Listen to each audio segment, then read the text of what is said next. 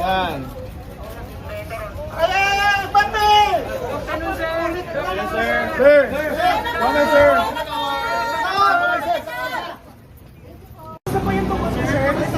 Kailan po kayo nagkasakit, sir?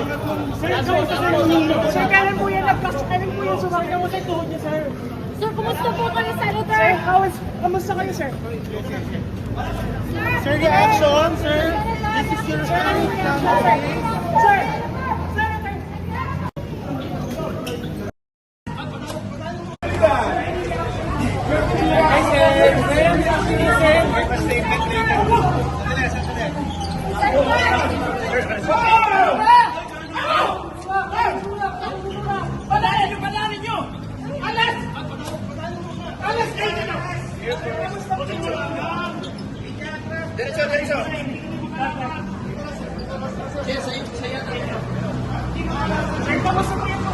Sir, kamusta yung tuhod niyo, sir? kailan po kayo nagkasakit, sir?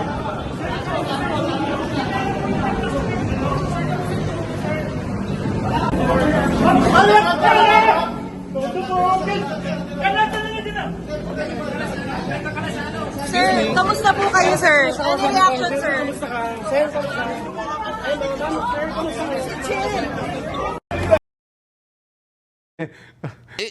Hindi naman kagaya ng iba. Baka yung iba nga, baka sila yung nabigyan. Aha. Pero hindi ginastos. Baka yun ang problematic. mabigyan. Tingnan mo dyan, ba't ko Opo. kinukwento to?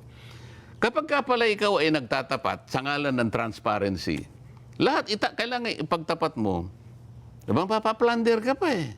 Oho. Yung mga hindi nagtatapat, yung nagtatago ng resibo, kaya hirap na hirap ang sandigan bayan, yun ang pinipilit Hindi i-plunder. nagdeklara ng totoo. Oo. So kung hindi ka nagsasabi ng totoo, mapaplander ka. Pag nagsasabi ka ng totoo, ipaplander ka. Ay, saan pupunta yung tao dyan? Ilan kayang kandidato magmula noong 19 kopong-kopong Aha. ang humingi ng tulong sa kanilang kaibigan o lalo na sa mga oligarchs na yan ang pinangakuan nila. Ha? Opo. Ilan kaya ang kinasuhan ng plunder? Ah. Sa contribution dyan, ha? Ngayon Oho. lang ako nakakita sa kasaysayan ng National Prosecution Service na pati yung contribution, Oho. tulong ng mga kaibigan, ikaka-plunder mo pa. Wala pa ho bang mga naunang kasong ganyan din? Wala. Ito lang talaga, first time Wala. ito. Alam mo Mukhang ba- test case pala ito, no? Alam mo pati yung mga estudyante ng batas, Oh, ng mga nagtatawan law eh. students, ano? Oh, alam nila yung elemento ng ano eh. Oo. Pagka sinabi mong plunder, merong elemento yun eh. Yes po. Kailangan mong i-connect doon sa corruption, doon sa damage sa gobyerno. Kunyari may project, may kontratang gobyerno, palagi mong kinukonect doon eh. Oho. Merong may injure na parte ng gobyerno. Oho. Meron kang sa katiwalian na yung kumita ka, Yes. nag-kickback ka, may ill-gotten ka. Pero ng gobyerno Oo. dapat eh. O kaya Parang naman, ganon. kahit na hindi doon sa paraan na yon, Oho. pero pinangakuan mo na ganito, hindi, kanya tatanggalin natin si ganito. Tatanggalin mo yun, walang kasalanan yun, nagseserbisyo. Oo. Ibig ko sabihin, palaging merong connection na gano'n ang gagawin mo Yun. dahil meron siyang nakikitang magagawa mo. Oho. Yun ang hindi plunder kung hindi indirect Indirect bribery. bribery po yun. Kasangkot na rin yung PD46 na sinasabi nila kasi Oo. magpinsang buo yung dalawa na yun eh. Opo. Lahat ng kukunin mo na pabor o ibinigay sa'yo, may kapalit yun. May pangako. no? Dahil sa Ganon. opisina mo. Ngayon, kailangan ipaliwanag natin, ano ba ako nung ako'y kumakandidato na senador Opo. noong 2025 national elections? Ito ako noon. Magtatapos ang aking term June 30. Opo. Last term nyo nun as congressman eh. Last Opo. term ako. Opo. Gagraduate ako. Matatapos termer. ako June 30, 2025. Yes po. Bago ako kumandidato, Jen, nasa 19th Congress ako, bago pumasok ang January 2025, na kung saan doon nila ako binigyan ng pantulong, Oho. panggastos ko, sino si Rodante Marcoleta? Si Rodante Marcoleta ay congressman Opo. na tinanggalan ng mga Nako. ng lahat ng mga committees. Commission on appointments. Halos lahat sa ng inyo. kasama ko, kinalaban na ako. Opo. Nakita mo, papasok ako sa committee, merong maninigaw sa akin, merong magtutulak sa akin, may kukunin ng hopyang kinakain ko lahat. Hindi na raw kayo kasali doon. Eh, no? Hindi na, magmo-motion lang ako. Your Honor, I'm sorry, you cannot make any motion because you are no longer a member of this committee. Yes po. Kailan po ninyo ako tinanggal? Oho. Basta po kayo natanggal na. Ganon po yung kalagayan ko. Yun ang nun. kalagayan ng panahon na yun. Pagkatapos, Opo. yung commission on appointments, Yan, isa pa tinanggal yan. din po ako ron.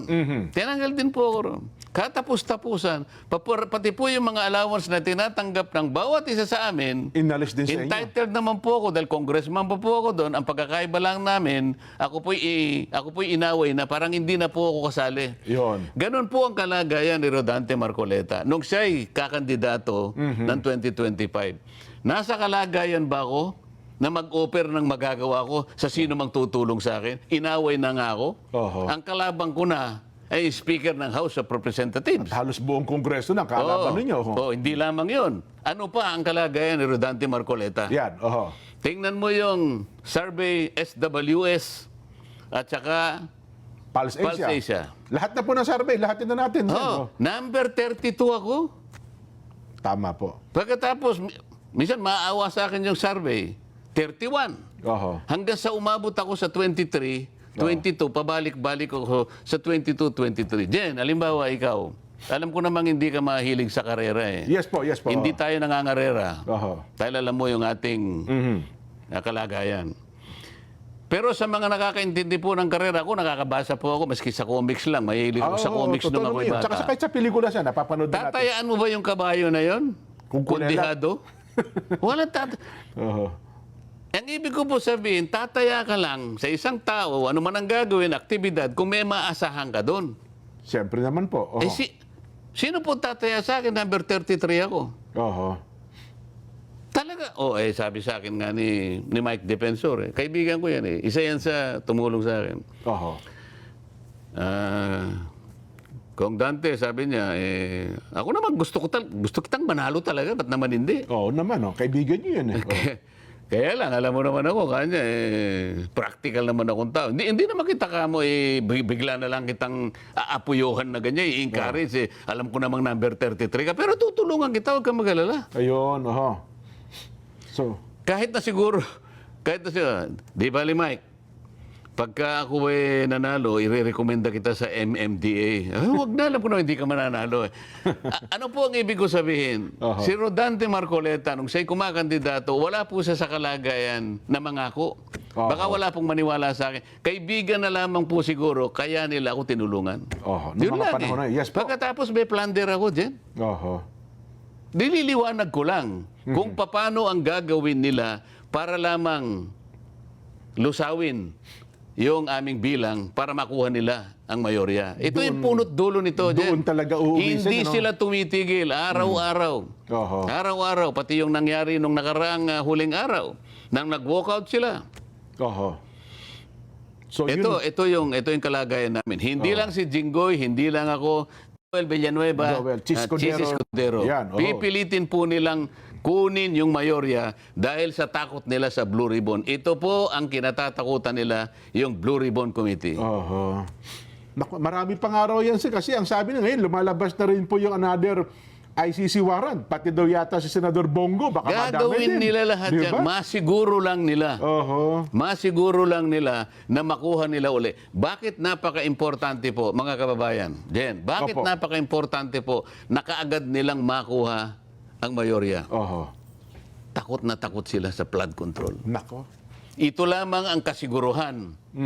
Mga babayan, sinasabi ko po ito lang ang kasiguruhan para sa kanila, para tuluyan na pong maibaon sa limot ng flood control investigation.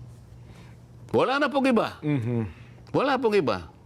Oo nga, no? Kasi kung iisipin natin, Sen, walang motivation para gawin ito sa inyo maliban sa usapin ng flood control issue eh.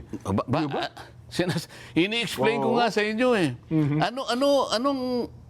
Anong injury, anong damage sa gobyerno? Anong katiwali, anong perang gobyerno po ang ninakaw ko? Wala po eh. Mga kaibigan ko po ito na nagkusa na tulungan ako eh. Oho. Pati po ba yan nahanapan pa ninyo ng butas? Wala silang mahanap eh. Pipilitin nila ngayon. So- ano sinabi ni Ombudsman Boying Remulla? Narinig ko eh. Opo. Ombudsman, bakit po pati si Senator Dante Poy, kinasuhan nyo ng plunder. Alam mo sagot niya? Oho. Why not? Sabay talikod. Wala siyang may paliwanag eh. Kagaya din nung kagaya ng Assistant Ombudsman, Clabano Si yata Nico, yung pangalan. opo, yung tagapagsalita niya. Oh. Hirap na hirap siyang ipaliwanag paano magkakaroon ng kaugnayan yung pagbibigay sa akin ng tulong ng mga kaibigan ko na ikapagkakaroon ng disgrasya sa gobyerno. Opo. Na meron kaming ninakaw na isang bagay mula sa gobyerno, pati yung interes ng mamamayan Oho. ay O anumang impluwensya na maibibigay o ninyo. anumang impluwensya na maaaring makapekto, hindi lamang sa paglilingkod namin sa bayan, kung hindi lalong-lalo na yung pagsiservisyo na karampatan para sa mamamayan. Oho. Wala siyang may konekta. E paano mo nga kukonekta? Oho. Pero ang gusto kong puntuhan dito, Jen, Opo. hahanapan ka talaga. Kahit anong mangyari. Bakit? Hindi na ako pwedeng kausapin. Si Jinggoy, akala nila yun ang nagkamali sila. Oo. Ang bunga akala nila, kayang-kaya nila sa magitan ng pag-a-apply ng katakot-takot na pressure. Oho. Ngayon lang ako, ngayon ko lang napag-alaman talaga. Malakas din. May prinsipyo may din yung prinsipyo mama, no? din itong taong ito. Kaya sabi ko, Nel, bago ako umalis, pre, mauuna na ako sa'yo, hahabol ako sa saganang mamamayan. Opo. Pero dadaling ko pare, sabi ko, ang pagngako sa'yo. At mamaya, sasabihin ko talaga sa program. Oho. Tumayo siya, kinamayan akong ganyan. Ayun. Kaya kailangan ko po sabihin sa inyo ito. Mabigat po itong mga pangyayaring ito. Sen, ano ha? Ang taong bayan tuloy, kung makikita nyo ngayon sa social media, mga reactions nila, parang yung damdamin, nagpupuyos yung damdamin siya eh. Parang gustong sumabog ang kalooban. Hindi natin mo masisi sila, ini-instigate, ini-explain lamang natin. Lahat Opo. kasi magkakatugma eh. Pati yung simpleng motion ko na i-amend namin ang Senate aming rules. Opo, oh. Para sa ganun, sa mga pagkakataong yung physical na presensya ng isa sa amin ay wala. Halimbawa, nasa Amerika siya, kagaya ni Nelson, nasa Amerika yata, kaya tayong dalawa lang ngayon. Pero gustong-gusto niya halimbawang makihatid sa usapin na to, Yes po, oh. pwede siyang mag-zoom. Oho. Di ba? Oho. Talagang ayaw na ayaw nila